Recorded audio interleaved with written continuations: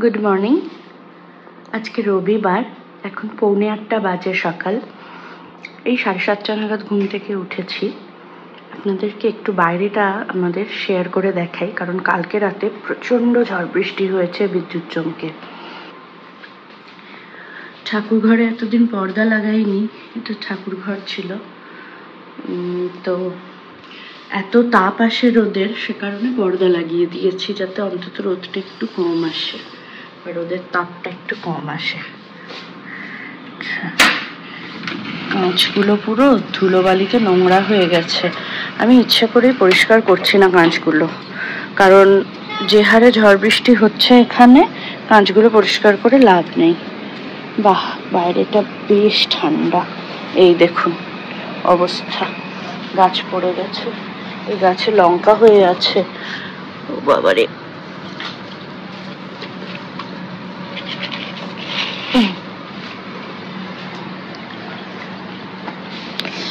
কাঁচগুলো এখন ইচ্ছাকৃতই পরিষ্কার করছি না, প্রতিদিনই প্রায় ঝড় বৃষ্টি হয়, তো সেই ক্ষেত্রে করে কোনো লাভ হবে না পরিষ্কার।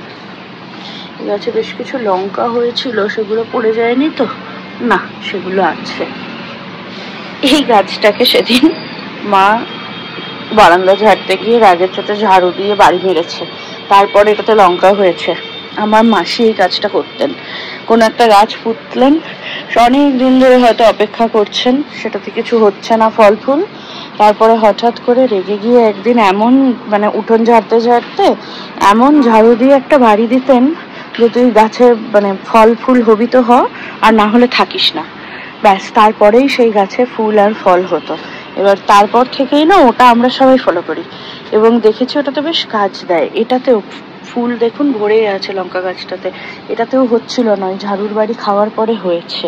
মানে মোদ্দা কথা হচ্ছে, বাচ্চারা মায়ের হাতে শাসন না পেলে কেউ মানুষ হবে না, এটাই হচ্ছে মোদ্দা কথা। আর ওখানে কিছু বলার নেই। আমার নয়নতারা গাছটা পুরো হেলে গেছে, এটাও হেলে গেছে, এটাও হেলে গেছে।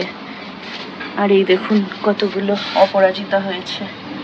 এইটা, এই একটা, এই যে একটা, বেশ অনেকগুলো। এই গাছটা কিন্তু একদম মানে অপরাজিতার দানা ফেলে, দানা থেকে তৈরি হওয়া গাছ। 1 মাসের মধ্যে গাছটা ফুল দিয়েছে, এত সুন্দর। আর এর আগে এত অপরাজিতা গাছ কিনে কিনে আনা হয়েছে, সেগুলো একটাও ফুল দেয়নি।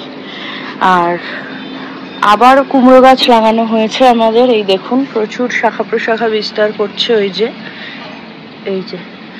আর এই পাশেও হয়েছে দেখুন, এই যে কুমড়ো গাছ, বেশ মানে ছাড়ছে, ডগা ছাড়ছে, তবে এই ডগাগুলোকে একটু কেটে দিতে হবে, তাহলে আরো ভালো হবে গাছটা। তো মা আমাকে অনেকদিন ধরেই বলছে যে মটর ডাল নিয়ে আসবি, কারণ আমি আবার এই কুমড়ো শাক মটর ডাল ছাড়া খাই না। মটর ডালটা বাড়িতে বারণ, তো প্রত্যেক সপ্তাহেই যখন যাই সবজি আনতে, মটর ডালের কথা ভুলে যাই। যাই হোক, বাইরের ওয়েদারটা এখন বেশ ঠান্ডা আর বেশ পরিষ্কার, বাইরেটা দেখতে লাগছে।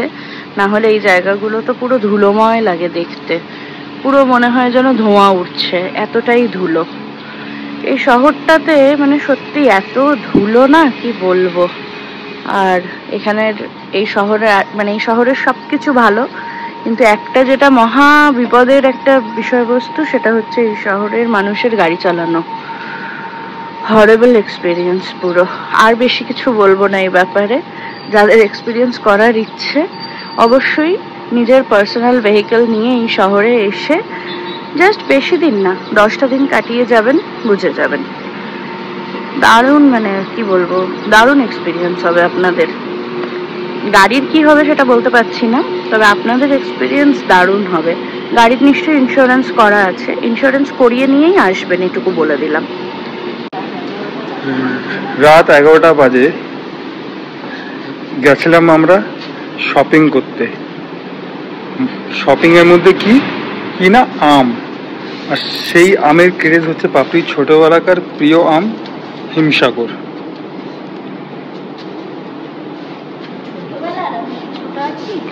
ছোটবেলা থেকে প্রিয় না, ছোটবেলার প্রিয় আম এটা। আর আমার জন্য একটু বেল, যত রকমের আম হয় সে আম কিনেছে।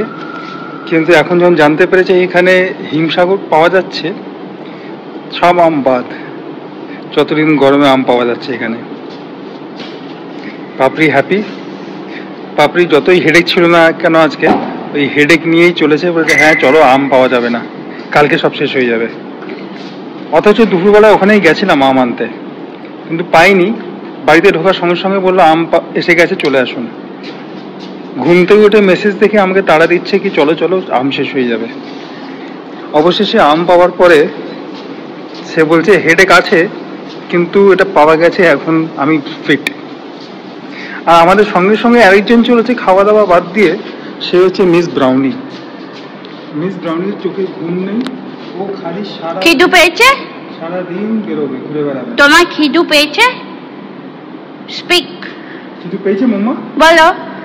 খিদু পাইনি এখনো? খিদু পাইনি? গাড়ি সামনে আছে না, বাড়ি গেলে জিপ চাটছে। চলো। খিদু পেয়েছে তোমার? খিদু? চলো আমরা চলে যাই। পাইনি? চলো। তুমি এখানে কি করছো মাম্মা? মাম্মা শুই শুই করেছে, ঘুমিয়ে পড়েছে, আর তুমি এখানে জেগে ঘুরে বেড়াচ্ছ, মাম্মাকে পাহারা দিচ্ছ। এই যে এতক্ষণ ধরে শরীর খারাপ, অফে এসেই শুনলাম শরীর খারাপ, শুতে যাচ্ছি।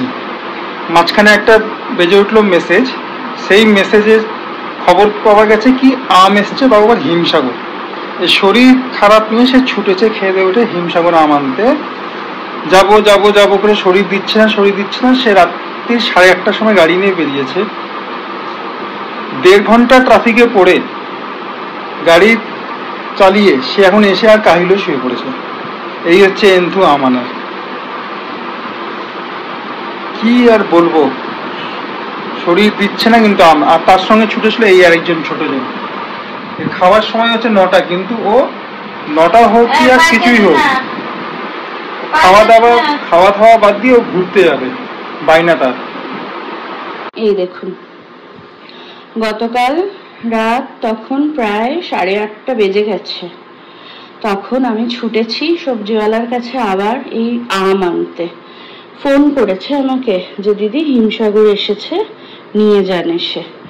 একটু কাঁচা, মানে কলকাতা থেকে যেহেতু এসেছে, তো যদি পুরোপুরি পাকা আমটা আসতে একদিন লাগে।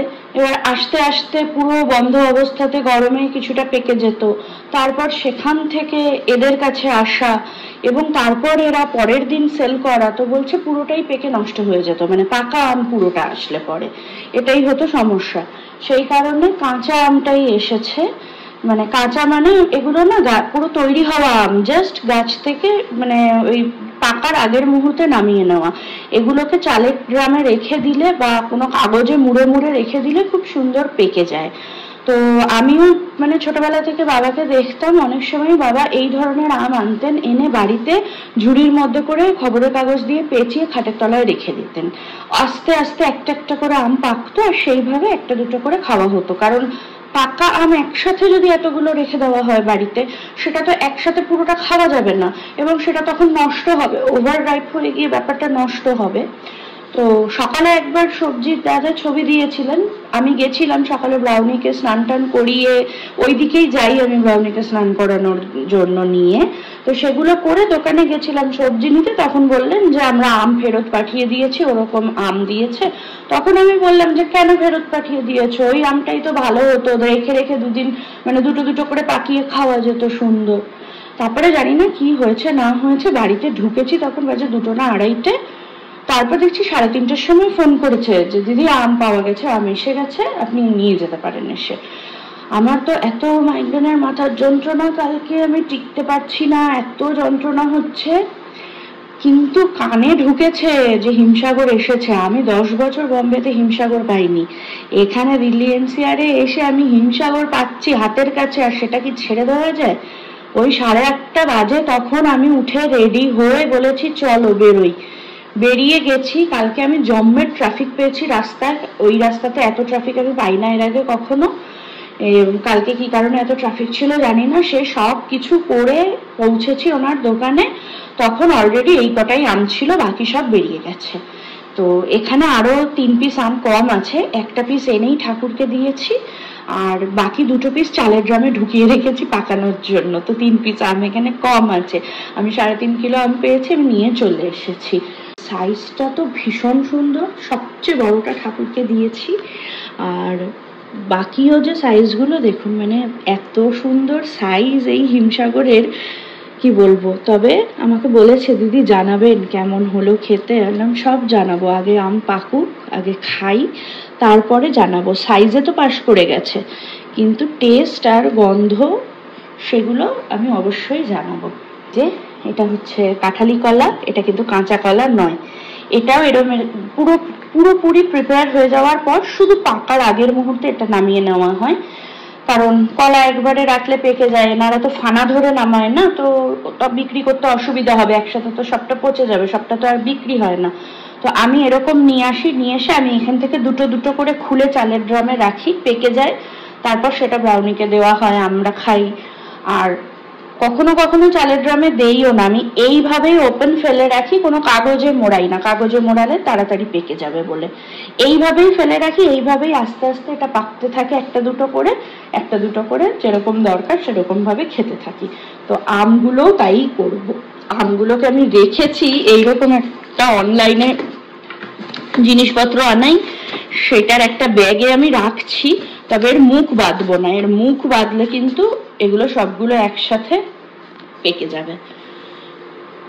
কারণ এখন অলরেডি 2 দেওয়া হয়েছে চালের ড্রামে, দেখা যাক কি হয়। আমার তো মানে আনন্দে ঘুম আসছিল না রাতে, এমন অবস্থা।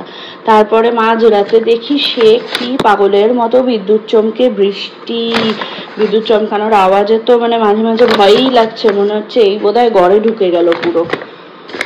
তো এই আমার কলাটা রেখে দিই আমার কলার জায়গায়, এই যে আমি এইখানে এইভাবে রেখে দিই এই ট্রলিটার উপরে। এটা আমার একটা কিচেন ট্রলি, এটা বম্বের আইকিয়ার থেকে কেনা, মানে খুব কাজে দেয় ট্রলিটা। এটা থাক,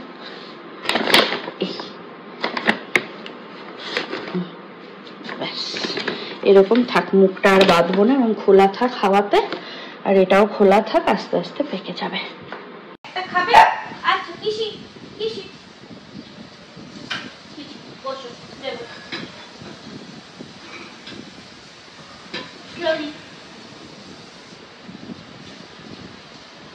ঠিক আছে, চল বাইরে চল, চল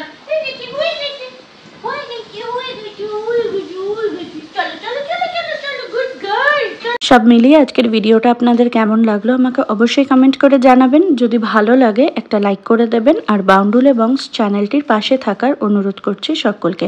আপনারা সবাই ভালো থাকবেন, সুস্থ থাকবেন। আপনাদের সাথে দেখা হবে খুব তাড়াতাড়ি পরবর্তী নতুন কোনো একটি ব্লগে। আজ তাহলে আসি, টাটা।